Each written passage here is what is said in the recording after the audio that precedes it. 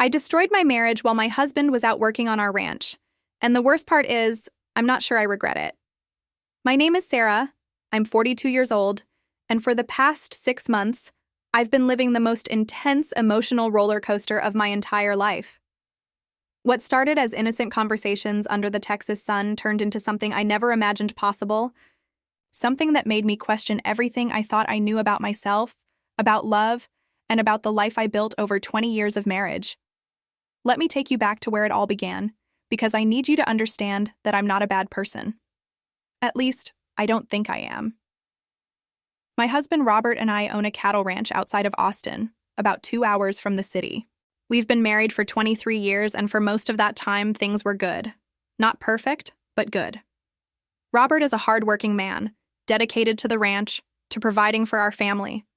We have 2 kids, both in college now, and an empty house that suddenly felt too big, too quiet, too suffocating. Robert would leave at dawn to check the cattle, fix fences, manage the workers, and wouldn't return until sunset, exhausted, smelling of dust and sweat, barely able to hold a conversation before falling asleep on the couch. I felt invisible. I felt like I had become part of the furniture, just another piece of our home that Robert walked past without really seeing. And maybe that's why, when Marcus arrived, I noticed him immediately. Marcus was 26 years old, from Nigeria, hired to help with the seasonal work on the ranch. He was tall, with deep brown eyes that seemed to see right through me, and when he smiled, something inside my chest tightened in a way I hadn't felt in years. I'm not proud of how quickly I became aware of his presence, how I started finding excuses to walk past the workers' quarters, how I began preparing lemonade on hot afternoons and personally delivering it to the men in the fields. If you're watching this and thinking about what you would do in my situation, please subscribe to the channel, because this story only gets more complicated from here, and I promise you'll want to hear what happens next. The first real conversation Marcus and I had was on a Wednesday afternoon in late April. Robert had driven to Dallas for a livestock auction and wouldn't be back until the next day. I was in the vegetable garden behind the house when Marcus approached, asking if I needed help carrying the baskets of tomatoes I'd just picked. His voice was deep, accented, warm like honey. We talked for maybe 20 minutes that day, nothing inappropriate, just casual conversation about his life in Nigeria, his family, his dreams of saving money to start his own business back home. But there was something in the way he looked at me, really looked at me, like I was a person worth listening to, worth knowing. It had been so long since anyone had looked at me that way. After that day, our conversations became more frequent. Marcus would find reasons to work near the house, and I would find reasons to be outside. We talked about everything, his childhood in Lagos, my dreams of traveling that I'd given up when I married Robert, books, music, life. He made me laugh in a way I'd forgotten I could. He asked me questions about myself, wanted to know my opinions, my thoughts, treated me like I mattered. And slowly, without either of us acknowledging it out loud, the air between us began to change, became charged with something electric, something dangerous. I remember the exact moment I knew I was in trouble. It was early June, about 6 weeks after Marcus had started working on the ranch. I was bringing lunch to the workers, and when I handed Marcus his plate, our fingers touched. It was barely a second, the briefest contact, but I felt it everywhere. A jolt that traveled up my arm and settled in my stomach like a stone. He felt it too. I could see it in his eyes, the way they widened slightly, the way his breath caught. Neither of us said anything, but we both knew. Something had shifted and there was no going back. The guilt started then, even though nothing had happened yet. I would lie in bed next to Robert at night, listening to him snore, and think about Marcus. I felt like a teenager again, confused and excited and terrified all at once. I told myself I was being ridiculous, that it was just a harmless crush, that it would pass. But it didn't pass. It grew stronger every day, consuming more and more of my thoughts until I could barely focus on anything else. I want you to understand something. If you're still with me, hit that subscribe button because I need your support to tell this story, and I need to know someone out there understands what I'm going through. The first time Marcus and I kissed was in the barn on a Saturday morning in July. Robert had taken 2 of the workers to check on the cattle in the north pasture, a trip that would take most of the day. Marcus had stayed behind to repair some equipment, and I brought him coffee, even though I knew I shouldn't, even though every instinct told me to stay away. We stood there in the dim light filtering through the barn walls, not speaking, just looking at each other. And then he reached out and touched my face, so gently, like I was something precious, something that might break. And I let him. God help me. I let him pull me close and press his lips to mine. And in that moment, nothing else existed. Not Robert, not the ranch, not the life I'd built, just the feeling of being wanted, being desired, being seen. We pulled apart, both breathing hard, both knowing we'd crossed a line that couldn't be uncrossed. I should have stopped it there, should have told him it was a mistake, that it could never happen again. But I didn't. Instead, I kissed him again, deeper this time, losing myself in the sensation, in the way his hands felt on my waist, in the way he whispered my name like a prayer. When we finally broke apart for good, I was shaking, tears streaming down my face, not from sadness, but from the overwhelming rush of emotions, guilt and desire and fear, all tangled together. What followed was 3 months of living a double life. During the day, I played the role of Robert's wife, cooking his meals, managing the household, smiling when he came home exhausted. But every chance I got, every moment Robert was away, I was with Marcus. We would meet in the barn, in the equipment shed, once even in the back of my car parked far from the house. We never went all the way. I told myself that as long as we didn't cross that final line, somehow it wasn't as bad. Somehow I could still salvage my marriage if I needed to. But emotionally, mentally, I was completely entangled with Marcus. More connected to him than I'd been to Robert in years. Marcus talked about his feelings openly, told me he was falling in love with me, that he'd never felt this way about anyone. And I, God forgive me, I said it back. I told him I loved him too, and I meant it. But I also loved Robert, or at least I loved the memory of who we used to be, the life we'd built together. I was torn between two worlds, two versions of myself, and I didn't know how to reconcile them. If you're finding this story relatable, or if you're on the edge of your seat wondering what happens next, please take a second to subscribe to our channel. Your support means everything, and trust me, you won't want to miss how this unfolds. The first crack in my carefully constructed double life came in late September. Robert came home early one afternoon, something he almost never did, and found me coming out of the barn, flushed and disheveled. Marcus had left just minutes before through the back door.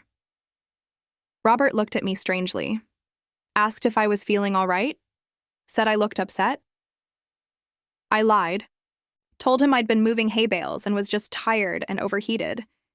He seemed to accept it, but I saw something in his eyes, a flicker of suspicion, of doubt. That night, he was quiet during dinner, watching me more carefully than usual, and I felt the walls closing in. I told myself I needed to end it with Marcus, that I was risking everything for something that could never have a future. But when I tried to talk to him about it, when I saw the pain in his eyes at the thought of losing me, I couldn't do it. I was addicted to the way he made me feel, to the version of myself I was when I was with him, young and alive and desired. So instead of ending it, we became more careful, more secretive, meeting less frequently, but with even more intensity when we did. The second crack came in October, during our town's annual Harvest Festival. Robert and I attended together, as we did every year, making small talk with neighbors, playing the part of the happy couple. But Marcus was there too, walking around with some of the other ranch workers, and when our eyes met across the crowd, I felt that same electric charge, that same pull. I tried to look away, to focus on Robert, but I couldn't stop myself from glancing back, from seeking Marcus out in the crowd. And then I noticed that Claire, our neighbor from the adjacent property, was watching me, watching us, with a knowing expression on her face. My blood ran cold. Had she seen something? Did she know?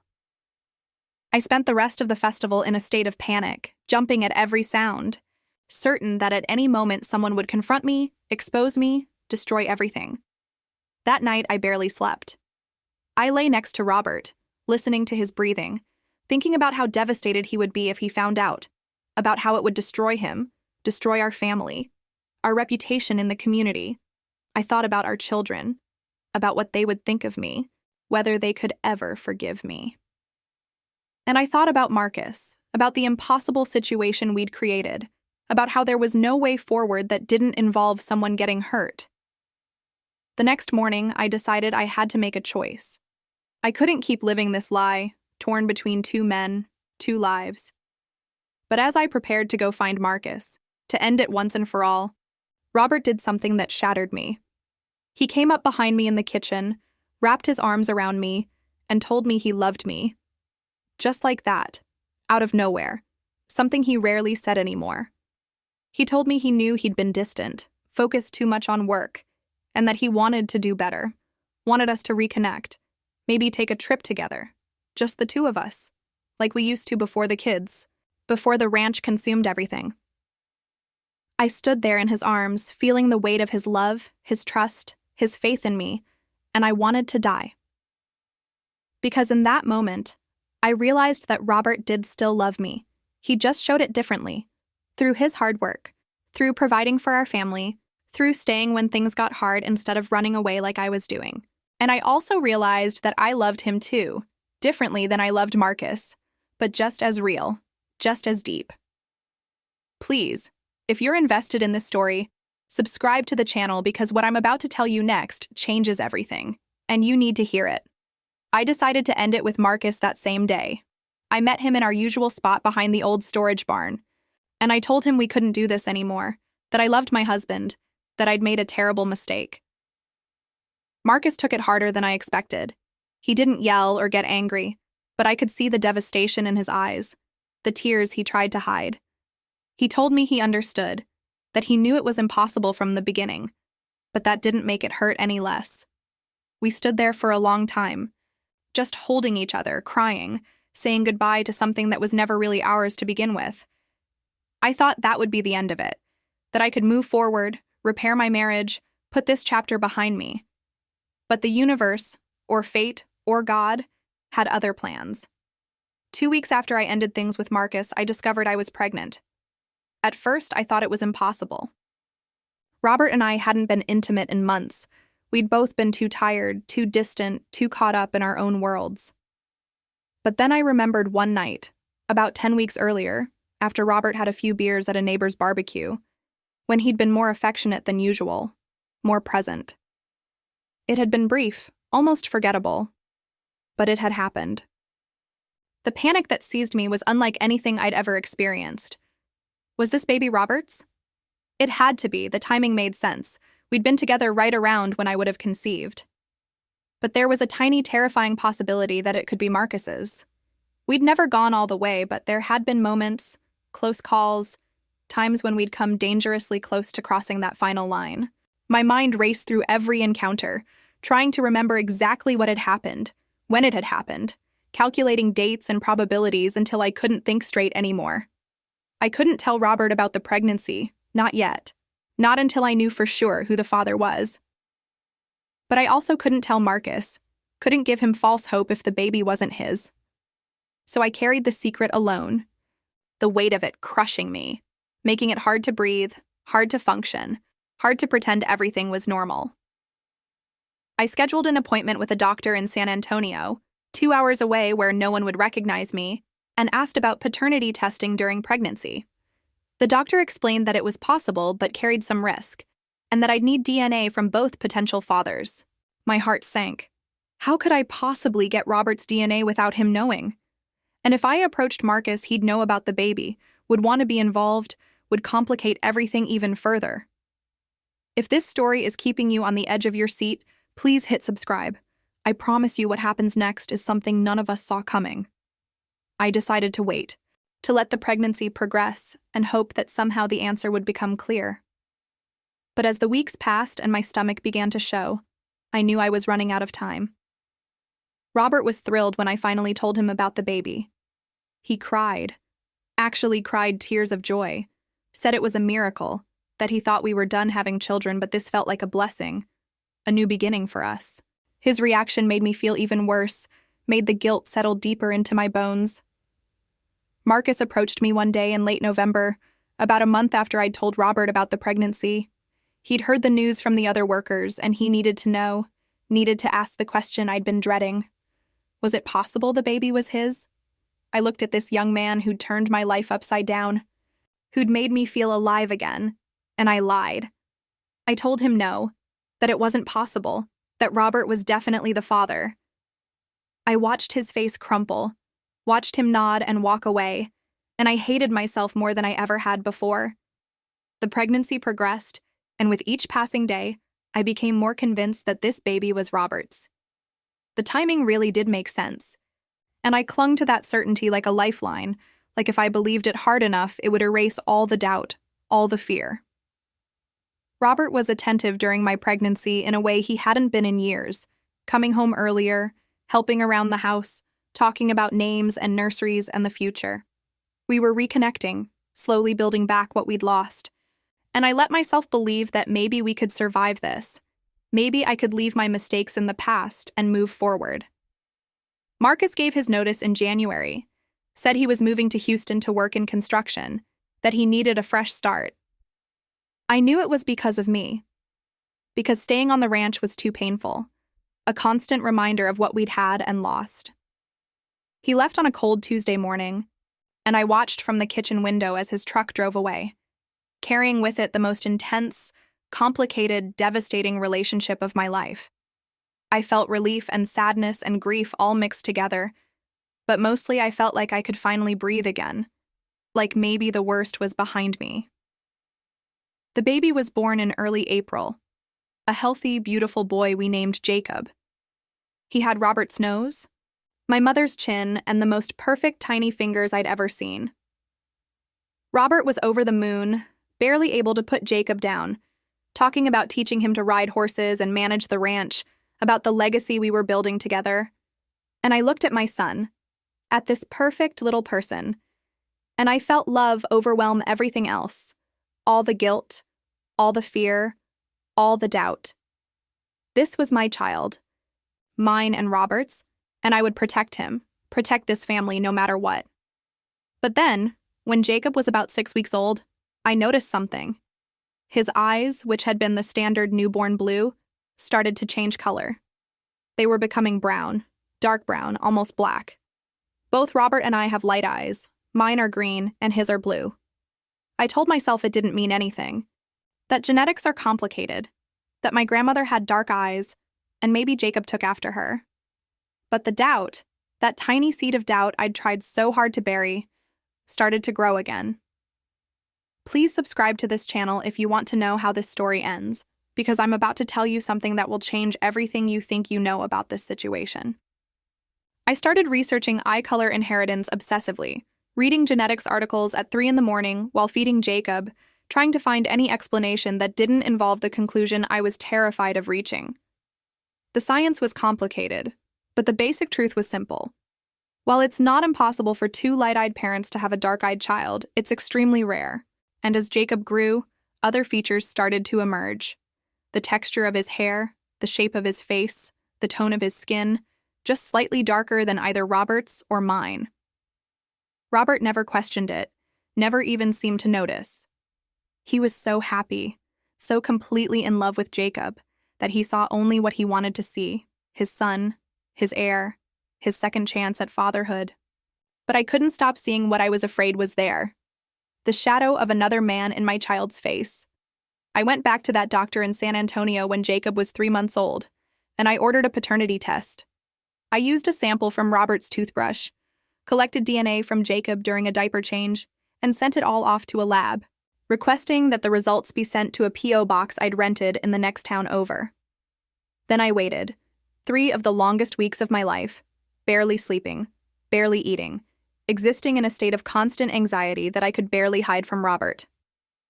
The results came back on a Friday. I drove to the post office, retrieved the envelope, and sat in my car in the parking lot, staring at it for 20 minutes before I found the courage to open it. My hands shook so badly I could barely tear the paper, and then I read the words that confirmed my worst fear. Robert is excluded as the biological father. Probability of paternity, 0%. I don't remember driving home. I don't remember anything from that day except the feeling of my entire world collapsing, of the ground disappearing beneath my feet. Jacob, my beautiful son, was not Robert's child. He was Marcus's. And I had no idea what to do with that information. That was 3 months ago. I'm sitting here today, 7 months after Jacob was born, living in a house built on lies, raising a child with a man who believes that child is his, carrying a secret that could destroy everything. Marcus doesn't know he has a son. Robert doesn't know the child he loves isn't biologically his. And I'm trapped between these two truths, paralyzed by the weight of my decisions. Some days I convince myself I should tell the truth, that everyone deserves to know, that keeping this secret is wrong. But then I look at Robert holding Jacob, singing to him, telling him stories about the ranch, planning his future, and I can't bring myself to destroy that joy, that bond, that love. Because Robert is Jacob's father in every way that matters. He's the one who's there every day, who changes diapers and wakes up for midnight feedings and lights up when Jacob smiles. Other days, I think about Marcus, about the fact that he has a son he doesn't know exists, and I wonder if I have any right to keep that from him. He's still young, he could have a relationship with Jacob, could be part of his life if he wanted to be. But he's also moved on, started a new life in Houston, maybe met someone new, and telling him now would upend everything for him too. And then there are the days when I think about Jacob, about what he deserves, whether he has a right to know his biological father, whether keeping this secret is protecting him or harming him. What if he grows up and finds out the truth? What if he feels betrayed, lied to, robbed of a relationship with his real father? What if keeping this secret damages him in ways I can't even imagine? Before I finish this story, I need you to do something for me. If you've made it this far, if you've listened to my confession, my mistakes, my pain, please subscribe to this channel. I need to know I'm not alone in this, that somewhere out there, someone understands the impossible position I'm in. I've thought about every possible option. I could tell Robert the truth and risk losing everything: my marriage, my family, my home, potentially even my access to Jacob if Robert decides to leave me. I could tell Marcus and risk him demanding a relationship with Jacob, or worse, going to Robert himself. I could tell them both and let the chips fall where they may. Or I could keep the secret, let Robert continue believing Jacob is his, and carry this burden alone for the rest of my life. There's a part of me that thinks I deserve to suffer for what I've done, that keeping this secret and living with the guilt is my punishment for betraying Robert, for being selfish, for choosing my own desires over the vows I made 23 years ago. But there's another part of me that thinks I was so lonely, so desperate to be seen and valued, that while what I did was wrong, it came from a real place of pain and need. I don't know what the right answer is. I don't know if there is a right answer. All I know is that I love my son, I love my husband, and I loved Marcus. And somehow I have to find a way to live with all of those truths at the same time. I wake up every morning and look at Jacob's face, and I see Marcus in his eyes, in his smile, in the way he laughs. And then Robert comes in and scoops him up and calls him my boy, my son, and I have to swallow the truth that wants to burst out of me. So here's what I want from you. I want you to tell me what you would do in my situation. Would you tell the truth, no matter the cost? Would you protect the family you have, even if it means living a lie? Would you tell Marcus he has a son? Would you let Robert continue raising a child he believes is his?